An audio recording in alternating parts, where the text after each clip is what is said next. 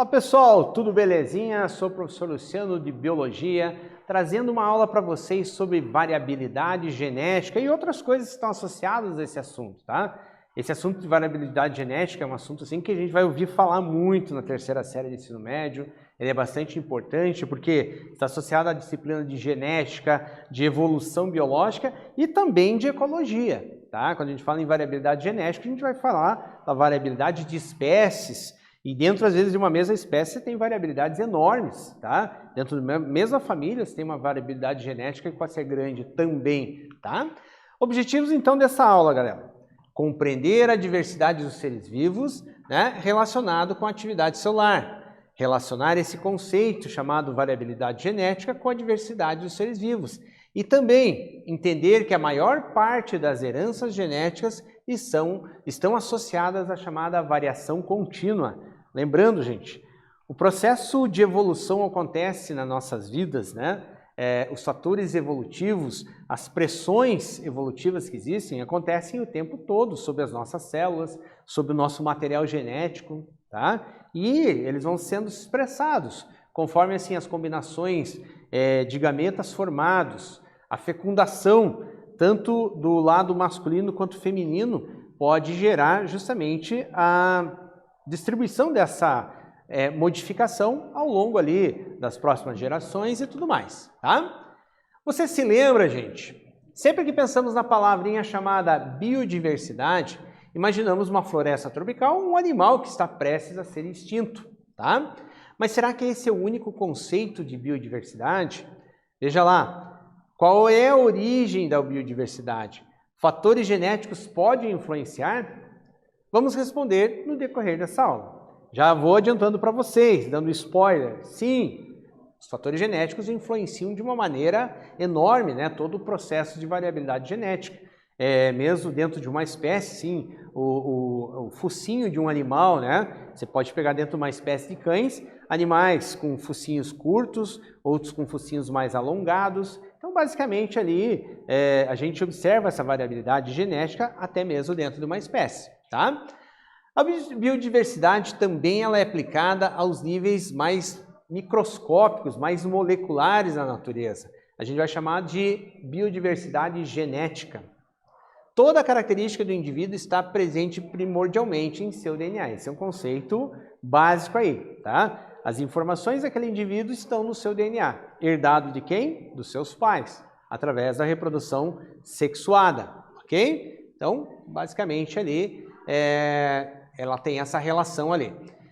Diversidade genética em uma população. Pensando em população, lá, o conceito de população. Nós temos o indivíduo, tá? Quando você tem um grupamento de indivíduos de mesma espécie, você tem uma população. Então, é disso que a gente está falando, uma população da mesma espécie. Quanto maior a diversidade genética de uma população, maior são as suas chances de sucesso evolutivo, tá? Então, quanto mais variada, muita gente fala, ó, vamos trazer uma coisa aí para o nosso dia a dia. Muita gente fala que o cachorro vira-lata, dizer assim, tá? Aquele que não tem assim uma linhagem genética de uma raça específica, ele é mais forte, vamos dizer assim, do que um cachorrinho de uma raça específica. Isso tem certas verdades e não, mas analisando do ponto de vista genético, a gente tem maior variabilidade naquela espécie que tem mais mistura, tá? Isso porque, caso haja mudanças ambientais, a população com maior variabilidade terá uma maior chance de responder positivamente à mudança ambiental ocorrida, ou seja, mudou tudo, então você tem uma diversidade grande de combinações genéticas, tá? Uma diversidade grande de combinações genéticas. Aquela diversidade ambiental, se acontecer para acabar com aquela espécie e não tiver a diversidade, acaba de vez, tá? Se tiver a diversidade entre si, o que acontece? Alguns vão ser selecionados e outros não, tá? Conforme o potencial daquela espécie em responder aquilo, tá? Então, ela pode responder positivamente às mudanças, quanto maior a variabilidade genética envolvida ali. Hoje em dia, a biodiversidade genética é analisada em 3 esferas diferentes. Então, vamos lá, quais são essas 3 esferas? Primeiro, na diferença genética entre indivíduos de uma mesma espécie, né? Segundo, nas diferenças genéticas entre indivíduos de uma mesma população. E terceiro, na diferença genética entre populações distintas, tá? Essas populações, tá? Lembrando, falando em indivíduos da mesma espécie, estando em lugares diferentes, estando em continentes diferentes, ou pelo menos dentro de um isolamento geográfico maior, ok?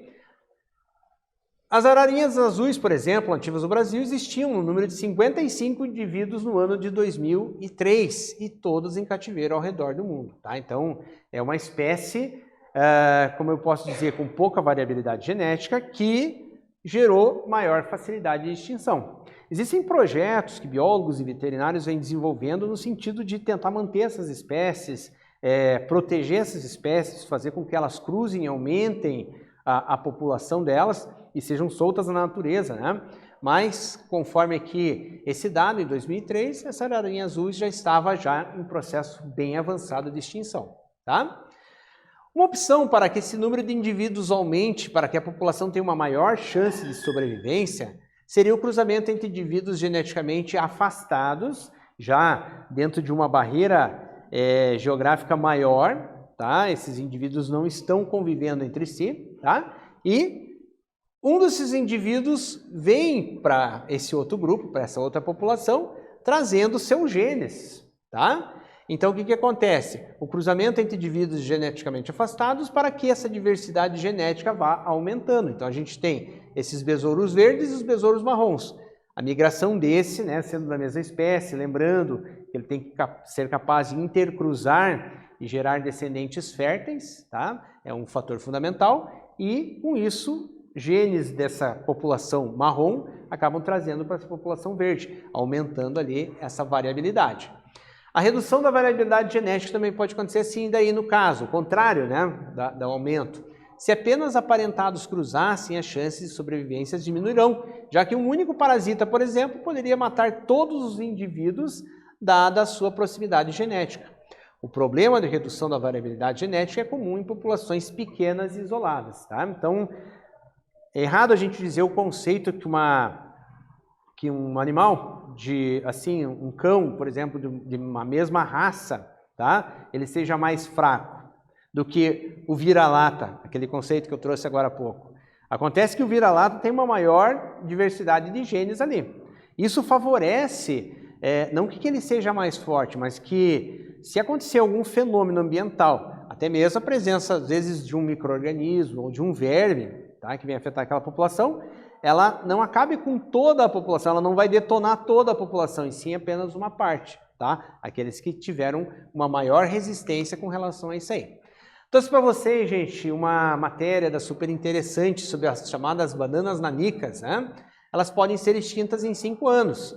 Ela é o tipo mais vendido da fruta no mundo, mas todos os cachos são descendentes genéticos de uma única planta, elas são cópias, tá? Bananas nanicas são estéreis e novas bananeiras são plantadas a partir de um pedacinho que é cortado de uma bananeira anterior. Como o trecho extraído da reportagem se relaciona com processos de extinção das bananas? Então, eu trago para vocês já a atividade 1 com um recorte dessa mesma pergunta, tá, gente? Bananas nanicas são estéreis e novas bananeiras são plantadas a partir de um pedaço cortado da bananeira anterior, ou seja, do mesmo indivíduo. Então, são cópias do mesmo. Como o trecho extraído da reportagem se relaciona com o processo de extinção da banana? Deixa um tempinho para vocês pensarem e responderem e a gente já retorna aí.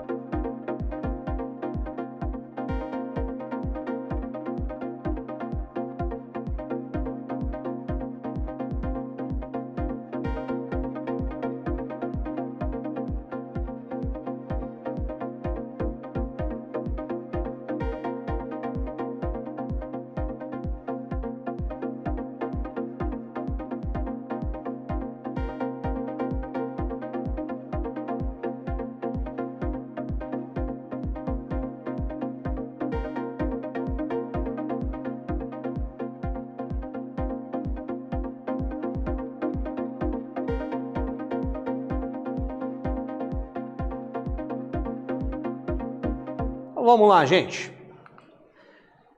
Como essas bananas são clones, ou seja, iguais, são mais suscetíveis às pragas, tem pouquíssima variabilidade genética. E as bananas quase foram já extintas. O chamado mal do Panamá foi uma doença que atingiu a produção de bananas no início do século XX, quase levando essa fruta à completa extinção daí, tá? Então, o que acontece? Como elas são cópias da mesma original lá de, sei lá, milhares, centenas ou milhares de anos, em que vem se fazendo esse processo, né? A variabilidade genética é zero, não se mistura, né? Mas de onde vêm essas informações que determinam essas características? Vamos lá. As informações que determinam as características dos seres vivos e, consequentemente, interferem na diversidade genética estão contidas nos cromossomos. Então, lembrando, gente, dentro das células existem os chamados cromossomos, tá? Dentro do núcleo celular, e neles estão as informações contidas no DNA, tá? E essas informações é que ficam armazenadas, são passadas lá no momento da síntese proteica, são passadas na reprodução para os descendentes e por aí vai, tá? Os cromossomos são corpúsculos compactos que carregam a chamada informação genética. Cada cromossomo é constituído por uma longa e linear molécula de DNA associada a proteínas. O nome dessas proteínas associadas são as chamadas histonas. Exemplo de variabilidade na espécie humana. Você já parou para pensar que não somos todos iguais, tá? Por mais que às vezes estamos falando de irmãos, por exemplo, nem todos são iguais. Que somos diferentes uns dos outros, porém semelhantes aos nossos antepassados. Tem semelhanças, tem traços, mas você não pode confundir uma coisa. Quando a gente fala em semelhança, a gente não está falando apenas na forma do rosto. A semelhança pode ser no tipo sanguíneo também, na suscetibilidade a alguma doença, cor dos olhos, enfim, tem várias características, tá? Um exemplo que vamos estudar é a estatura da população humana, que ela varia de tempo em tempo, né? Conforme vários fatores, tá? Tem pessoas mais altas, pessoas mais baixas e pessoas de altura mediana, mas essa variação não ocorre em classes fixas. E uma população hipotética, então fazendo ali população hipotética não é uma população real, é uma hipótese que a gente faz, é um modelo matemático que a gente vai usar para aquilo. A maior parte das pessoas terão estatura média e em proporções semelhantes haverão pessoas mais altas e mais baixas. Então a tendência desse modelo matemático é fazer essa curva, tá? Expressividade do caráter mínimo, né? Falando ali em altura, ou seja, as pessoas mais baixas, aqui as pessoas de altura mediana e aqui as pessoas mais altas, tá? Lembrando que é um modelo matemático, mas que muitas vezes ele se aplica, ele se repete quando a gente vai fazer um estudo de genética de populações. Isso também é bem importante ali para a gente ver. Então vamos entender, gente, como funciona e a partir dali a gente vai fazer um exercício, tá? Sobre isso, a gente vai aprender, começar a usar um pouquinho de estatística já no estudo da genética. Vamos entender como funciona a variação contínua como uma atividade prática. Primeiro, vamos aferir a altura da sua turma. Você vai pegar lá a galerinha lá da tua turma e vai aferir a sua altura, medir, né? Medir a altura lá. Para isso você pode usar a seguinte técnica. Encontre uma parede que possa usar, né, para se encostar, retire os calçados para não influenciar a altura, né, do tênis e tudo mais. Peça que a pessoa fique de pé e ereta com as pernas juntas, né, bem certinho, bem reta, né? Parte de trás da cabeça encostada na parede, olhando para frente, de maneira bem reta ali. Marque na parede com lápis a altura. Verifique a medida a partir da marca deixada até o chão. Tá? Então tem que medir até o chão. Marcou lá, pega a fita métrica, faz lá e marca, tá? Coloque os dados das alturas em uma tabela e em seguida vamos montar um gráfico, tá? Vamos separar em classes, então você vai pegar o estudante 1, estudante 2, 3 e assim por diante. E aí a gente vai fazer as chamadas classes, né, grupos de altura, de variações. Então, por exemplo, de 1,50 m a 1,59 m, quantos estudantes tem na turma com essa medida? De 1,60 m a 1,69 m e de 1,70 m a 1,80 m. Tá, beleza. E se tiver mais que 1,80 m, você vai aumentando o número de classes ali. Tá? Dificilmente vai passar alguém de 2 metros, se tiver um caso mais à parte ali, ok? Um exemplo disso aqui para a gente ver. Por exemplo, estudante 1, 1,56 m. Estudante 2, 1,66 m. Você vai tabelando, sua turma tem lá 35 alunos, 40, você vai fazendo uma tabela com 40, tá? Não segue aqui que nem eu fiz aqui até o número 7, mas é só para exemplificar para vocês. E as classes das quais a gente está falando, gente? De 1,50 a 1,59, por exemplo, 2 alunos têm essa estatura. De 1,60 a 1,69, 4, mas aqui pode variar. Por exemplo, aqui tem 8, aqui tem 16. E aí você vai fazendo o chamado gráfico ali, nesse sentido. Tá? E aí, a seguir, a gente vai responder as seguintes questões. Então, você precisa fazer. Então, você pode primeiro, para responder esse exercício, eu achei interessante, você pode fazer uma simulação. Algo hipotético. Você vai chutando alturas lá, mais ou menos, sem medir. Mas depois, tenta fazer esse exercício na prática, tá? Mede a altura. Você pode, inclusive, você não precisa nem falar diretamente com o teu professor de biologia. Fala com o professor de educação física, que ele faz essas medidas aí todo ano, faz as medidas também de peso do aluno, né, para ter essas estatísticas e tudo mais. Pega lá com ele, propõe, né? E a seguir responda as seguintes questões. É aí que está o exercício que a gente vai fazer agora, né, com base em dados fictícios que você mesmo vai levantar. O gráfico construído com sua turma ficou semelhante ao gráfico do exemplo? Então faz lá, né, mais ou menos, para a gente ver. Caso o experimento fosse realizado com uma amostra maior, em toda a escola, por exemplo, qual seria a provável constituição gráfica? Ampliando essa amostra, a gente chama em estatística isso de amostra. Depois a gente pode pensar num grupo bem maior, lá na galera do condomínio, vamos supor que você mora no condomínio, faz lá uma medida, né? Pesquise outros exemplos em que a variação contínua pode ocorrer. Então, galera, eu vou dar um tempo para vocês tentarem fazer isso aí, tá? Fazer de maneira fictícia para tentar fazer o gráfico e em seguida a gente volta.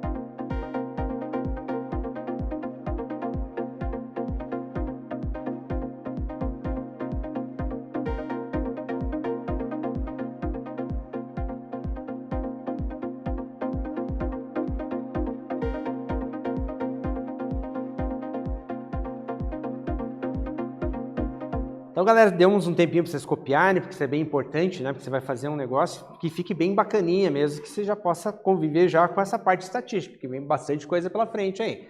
O gráfico construído com sua turma ficou semelhante ao gráfico do exemplo? Então, gente, essa resposta você vai conseguir obter após a realização da atividade prática ou através da tua simulação mesmo, tá? Com relação à segunda parte, caso o experimento fosse realizado com uma amostra maior, com mais gente na escola, né? Espera-se que o gráfico apresenta a chamada curva de Gauss, que seria aquela uma que a gente viu ali, né? Conforme mostra o exemplo. Porém, pode acontecer outros resultados. Deve-se discutir o motivo desse e de outros resultados. Em ciência, nada tem que dar exatamente ali igualzinho que a gente está falando. A partir de novos resultados, amplia-se a discussão. E a terceira perguntinha, pesquise outros exemplos em que essa variação contínua pode ocorrer. Então, vamos trazer aqui para vocês um exemplo, é a cor da nossa pele, cor da pele humana, né? Além da altura, cor da pele, cor dos olhos também vai ter esse tipo de situação. Então, compreendemos que a biodiversidade está relacionada a mecanismos celulares, né, moleculares e organização das informações genéticas nos cromossomos. Conhecemos também os conceitos da chamada variabilidade genética, associando diversidade dos seres vivos. Além disso, entendemos que a maior parte das heranças genéticas estão associadas à herança contínua. Beleza, galera? Assunto difícil, precisa discutir mais com o teu professor, com os teus colegas, se aprofundar um pouquinho mais e se apropriar bem desse conhecimento. Beleza? Valeu, galera. Obrigado pela atenção. Até uma próxima.